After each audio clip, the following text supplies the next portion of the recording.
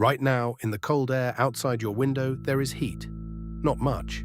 But it is there, and a quiet box bolted to the side of your house can reach into that cold, gather the warmth hiding inside it, and carry it indoors. It never burns a single thing. It only moves heat from where you don't want it to where you do. Let's slice one open and watch exactly how it works. Start with one strange fact. A heat pump does not make heat, it moves it. Burning gas or a glowing wire creates warmth from scratch. A heat pump simply relocates warmth that already exists, even on a freezing day. Cold air is not empty. It still holds energy all the way down. The pump's entire job is to pry a little of that energy loose, concentrate it, and hand it to the room behind you. The trick lives in a fluid called refrigerant, sealed inside a loop of copper pipe. This fluid has one useful talent. It boils at a shockingly low temperature, far colder than water ever could. So while outdoor air feels frozen against your skin, it is still warm enough to make the refrigerant bubble and turn to vapor. And to boil, a fluid must drink in heat from its surroundings. That quiet drinking is where everything begins. Follow the loop outside to a coil called the evaporator.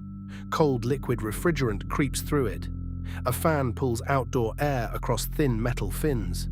Heat always slides from warmer toward cooler, so the faint warmth in that air leaks into the even colder fluid.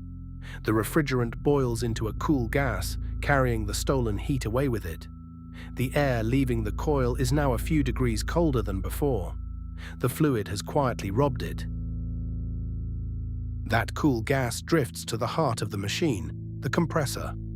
Picture a powerful pump that squeezes the vapor into a much smaller space. Squeeze any gas and you crowd its energy together, and its temperature climbs fast. The refrigerant leaves the compressor as a hot, high-pressure gas, far hotter now than the room you want to warm.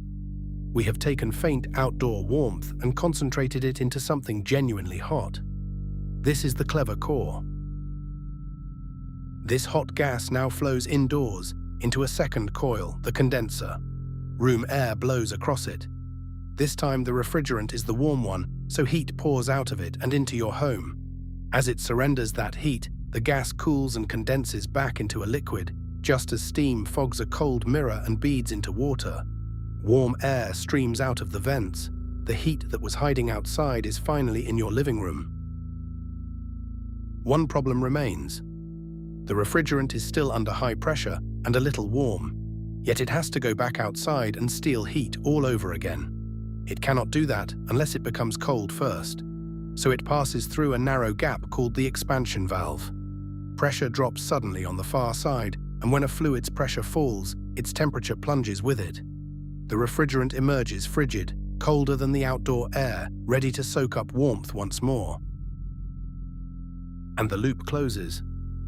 Cold, low-pressure liquid returns to the outdoor coil, boils, and the whole cycle begins again, over and over, many times every minute. Evaporate outside, compress, condense inside, expand.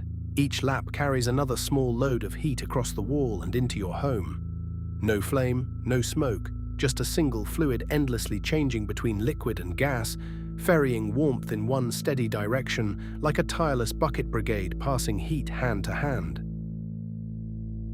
Here is the most elegant part. The whole flow can run backward.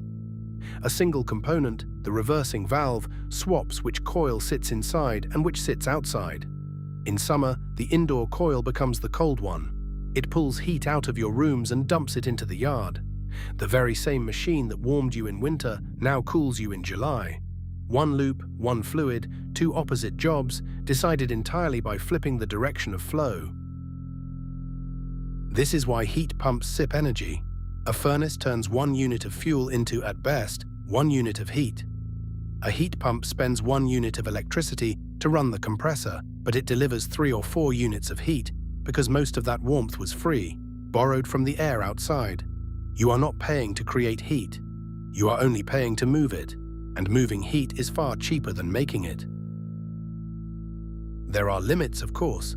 The colder the outdoor air, the less heat it holds, and the harder the pump must work to find it. On brutally cold nights, efficiency falls, and some systems lean on a backup heater. Engineers fight back with better refrigerants and smarter compressors, and modern cold climate units now pull useful heat from air well below freezing.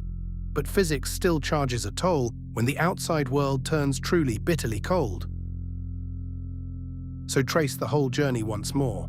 Refrigerant boils in the outdoor evaporator, drinking faint heat from cold air. The compressor squeezes that vapor, and its temperature soars. Indoors, the condenser pours the heat into your room, and the fluid turns back to liquid. The expansion valve drops the pressure and chills it cold again. And the reversing valve can flip the entire chain to cool you instead. Boil, compress, release, expand, repeat. Heat simply moved. A box that burns no fuel, makes no heat of its own, and still keeps you warm by quietly carrying it through the wall. That is the whole secret. Heat is not always something you create. Sometimes it is simply found, gathered, and moved. Next time your heat pump hums to life on a cold morning, picture that fluid racing its loop, boiling and squeezing and pouring warmth into the room. Thanks for slicing it open with us. This was the Cutaway.